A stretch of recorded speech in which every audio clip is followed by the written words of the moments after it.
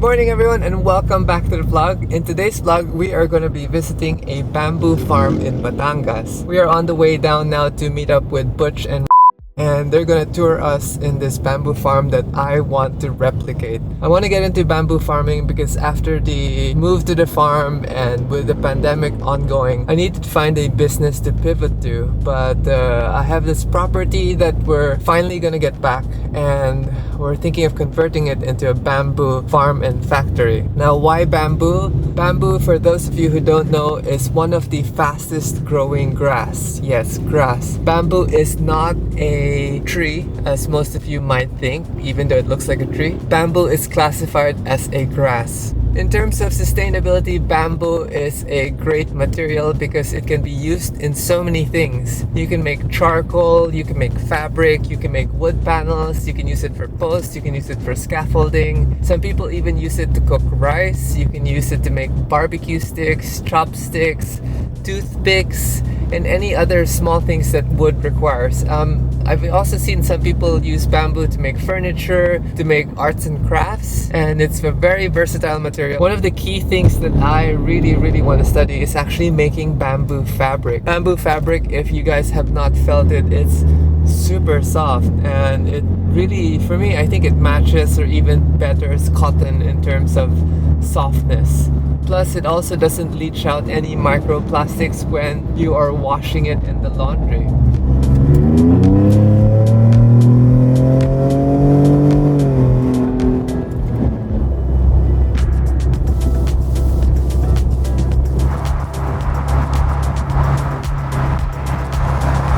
Butch and are finally here at the gas station. He's just getting some gas and then we're gonna roll through. I think we're about 30-40 minutes out, but apparently this is farm and it's his biggest farm. Barangay Talumpang East. Okay guys, it's been like 30 minutes since my last updated. We are now in some side roads. I am assuming we are close already, and I hope there's no oncoming traffic because the Raptor is taking up the whole road. Wow, look at this. Cut through the mountain. But this is a subspecies of the Tulda. It has long internode and it's large. This one will be 6 inches in diameter. This is going to be 6 inches in diameter when it's mature? Yeah, when it's mature in about 4 to 5 years. 4 to 5 years. An internode is this? Yeah. The space between nodes. Right. So because it's a mature, hard area here. When it's mature, it'll be about a meter. So these are all timber bamboos, and this is what actually got me into it. No? Talking to this guy, he wanted to order bamboos. It's called grass built. Wow, it's like a 2x4, 4x4. Hold it, it's heavy. Wow. So this is a billet from bamboo, but they're using the Colombian bamboo here. So this is the cut bamboo that's been compressed and glued together. Yes, so this is a billet. I've been studying all the YouTube videos. Yeah. So this one is load bearing to 10 stories. Load bearing till 10 stories. So actually you cannot nail this, no? Because it's gonna... It's not gonna go in. So how do they fasten it so together? What they do is they drill it and bolt and nut. Yeah, no? Oh, dowel style. Yeah, because if you drill it, it's going to get the glue and the fiber. So you can see the joints here of the little pieces that's compressed together and glued together, and then it's cured after. This is the plywood. This is the usual application that you now find. Is this locally produced already? Not yet. No, they can make this here, but the cost is too expensive because it's not the right species. We're using tinik like that, where the wall is thin. You lose money from the walling, eh? Yeah. Or sorry, the hole in the middle. Yeah. These are what? Panels? Yeah, it's the same basically as that. But see, and obviously our eco... Yeah, this not from bamboo, but this from wood. And you can make that from bamboo easily. If you have 20 hectares, pwede ka na. It's barbecue sticks, chopsticks, toothpick, fork and spoon. Yeah, the barbecue stick, toothpick, and chopstick, those are the natural products for the tinik. Because the tinik, all bamboos are solid up to 3 feet, 4 feet. Yes. So those parts they use for the chopsticks. Yes. And then everything above is barbecue sticks and toothpicks. What about fabric? Are you into Yes. fabric? You can make fabric out That's of what I want to get into. What people would do is they'll cut above the vine. Kasi there are a lot of vines growing around it. Yes. Because it twists around the nose. So they cut it there. Where it's a which This is tinik. yeah. So they grow one on top of each other. So they're never upright, no? Right. Yeah, And and the value. this is a snake heaven. Yeah. So when it's like that, then you have these vines, no, going around like that. So no humans can go in. Yeah. So the rice mice is inside, the bayawak is inside, and then of course the snakes are inside. Nightmare. Okay guys, we are gonna walk and take a tour. I'm learning so much about bamboo. What kind of uses it's gonna have. What are the properties of each different species? The species that we're talking about today is Asper and Tulda. These are 1 year old. So this is a perimeter, so they will close, no? That gap will close in maybe another year. What? Yeah, this one. The thin one is the mother plant. Yeah. So you see, it's no. It's weaker. Yeah. And then it will produce a bigger one, and then the bigger one will produce a bigger one. So what happens is when you plant them from young, any plant, the first things that will grow are the root system. Yes, of course. So when the root system are strong enough, they'll push something above ground. Yes. So it's always like that on any plant. So for the bamboos, it has to be like that. So they will produce a shoot that the root system can support. So if it's only that high, the new ones, they're almost double of where they came from, no? And then next time, it will be bigger in diameter. That's why when you're planting plants, you actually prune them so that the root system can develop properly Yes. before you allow them to fruit or So grow you also- taller. So the same, no? With the bamboo, if you prune them, it's an option. You can prune them or not, no? But they'll keep producing. But if you prune them, they'll produce more shoots under. My horses like eating bamboo. No kidding. Oh, they love it. It's double the size of this one. Just pointing out the shoot. The shoot's always thicker than the mother. Then where it came. So this is, in this case, this is the mother, no? So when it was transported. So this is the shoot, no? But in the pot, there are rhizomes, so it will also bring out shoots, no, that are also small, the same size as this one, no, when it was brought here. Yeah, Rule, you're also telling me about this one. Yes. That it can be used. Yeah, they use that for plates and saucers. What? Even Yeah. the wrapper? Yeah, walang tapon. They but clean it. But same press, no? It gets Yeah, pressed. and then it gets cleaned and then they press it. How young before you can eat the shoot? Actually, you can eat them already ganyan, a few days old. Because they will grow really tall, no? In a few days time if you don't cut them.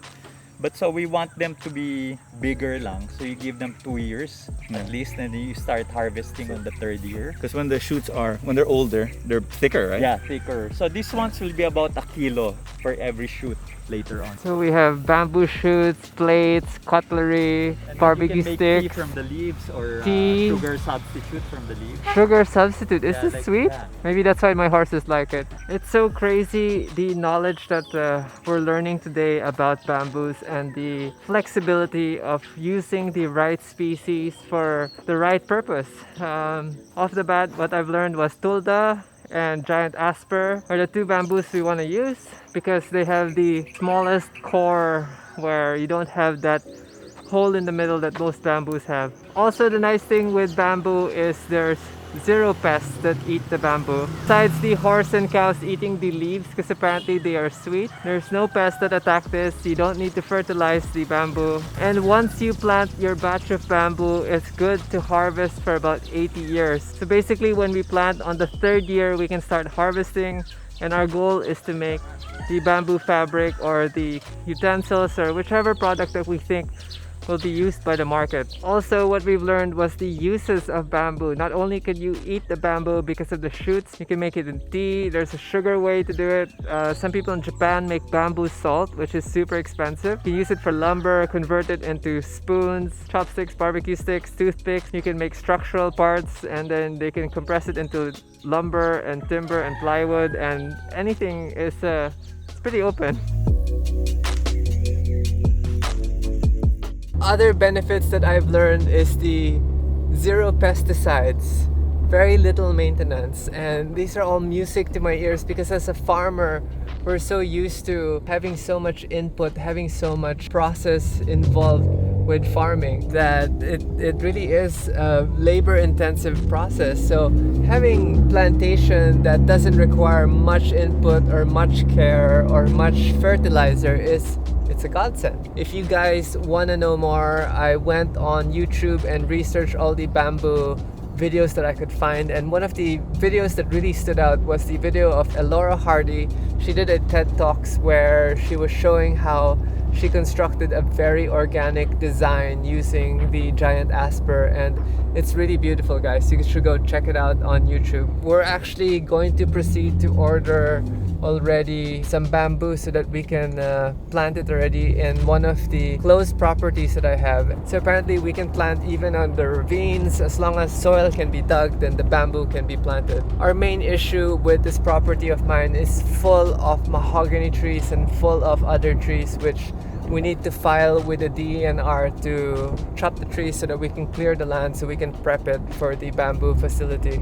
Other reasons you want to get into bamboo farming. So here is a comparison. If I'm trying to grow, let's say, a hardwood like mahogany. Mahogany takes maybe 15 years to 20 years for you to get wood that you can harvest, and you know that's 2 decades. Bamboo, on the other hand, you just need 5 years, and actually on the third year you can start harvesting a little already, and as you plant the first time, apparently it just keeps growing. So I actually thought it was like regular farming. Once we harvest it, then we need to plant again, but nope, not with this species. So as soon as it plants, as you cut the main plant, offshoots will grow to replace that main plant. It's actually pretty cool, and I'm so excited to get this started because it's gonna take another 5 years for me to really like benefit from this this dream of mine.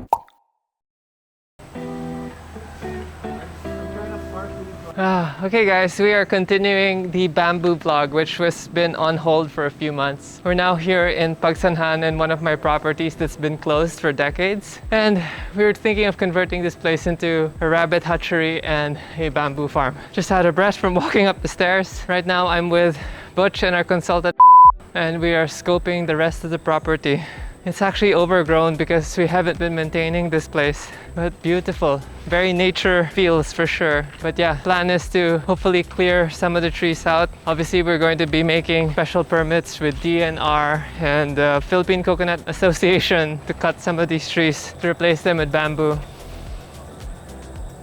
This used to be my little greenhouse area where we used to plant stuff also. A lot of the trees here are full of coconuts, and we have to be careful because some of them might fall on us. We used to have our ropes course events up here also. Look how much bamboo we have here already. But these are the thinnick version, which we don't want. These are the skinny, soft versions, that's why they're bending over. I have these glorious poles that we used to do high ropes course events from our residents here in the property.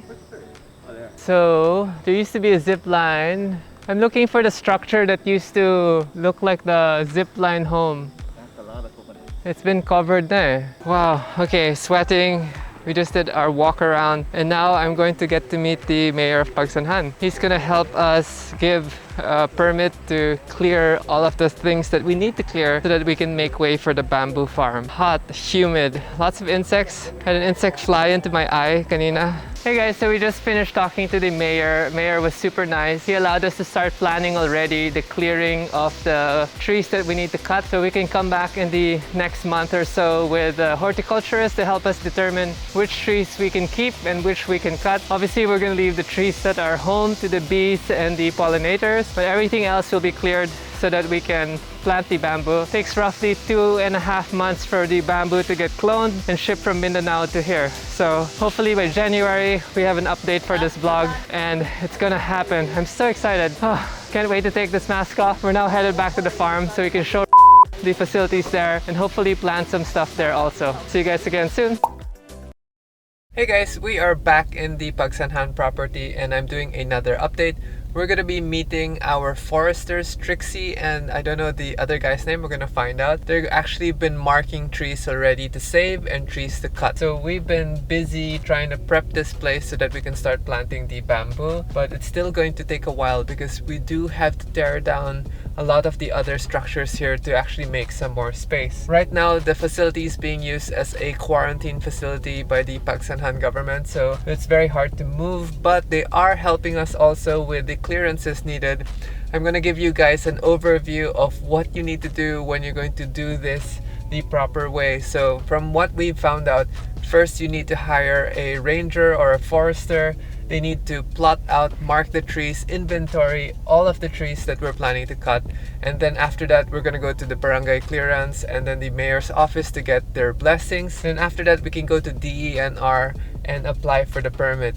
So here's the catch. For every tree that we cut, we have to plant 50 new trees or 100 new trees. I'm not quite sure on the number. It's different for non-fruit bearing trees and it's different for fruit bearing trees. I found out also I think we can just donate the seeds to DNR. I'm not quite sure. I'm going to research more on that. But the problem is bamboo is not considered a tree. Even though bamboo sequesters the most carbon for the plant or the grass that it is versus a tree, and it grows way faster and it's more sustainable in a wood sense of a way, it still doesn't count as trees. So we're gonna figure out how to work around that system and obviously donate the trees if we need to plant trees in, I don't know, La Mesa Dam or give it to Haribon. Definitely we're gonna do that because we need to comply with the regulations. This is Trixie and Louie and our team. So we're gonna walk the grounds now and watch them work. I'm gonna switch to the GoPro. Look at this massive boulder. It's like in the middle of nowhere. Wanted to do a quick recap. The foresters are Louie and Trixie, and there have been 6 years as licensed foresters, and they understand what we're doing and they're actually supportive of doing the bamboo plantation. And they're also saying that we are able to donate these seeds to DNR so that they can do the tree planting. So that's a good thing because it'll help us fast track our project and go forward faster. So humid in this location. So we were having a discussion. They actually marked this tree for cutting, but they removed it because this tree is huge. Let me zoom out. This is a rain tree. The rain tree is not endemic to the Philippines, but it is served as bee food also. And look how big this tree is already. So we might save this tree and just try to trim it, but we'll see later on. And here comes the rain. So this is actually harder than we thought.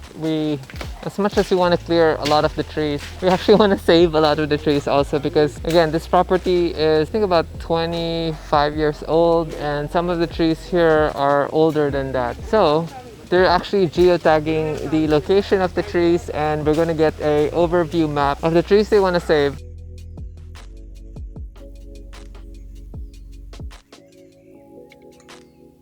Just stop to admire the natural covering for the ground. As you can see here, this is what hugel culture looks like to replicate. It's a lot of dead leaves, branches, and then organic matter all decomposing underneath, keeping the soil underneath moist and fertile because there's a lot of protection from the sun and drying out. And that's what we've replicated in our grow beds.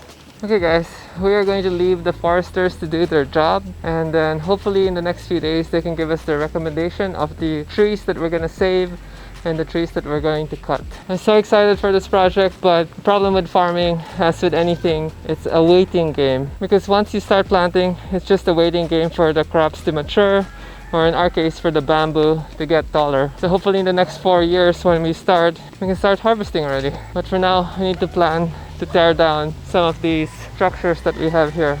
Okay, I'll update you guys again soon when we have more progress, maybe when we start doing the tree cutting. So till then,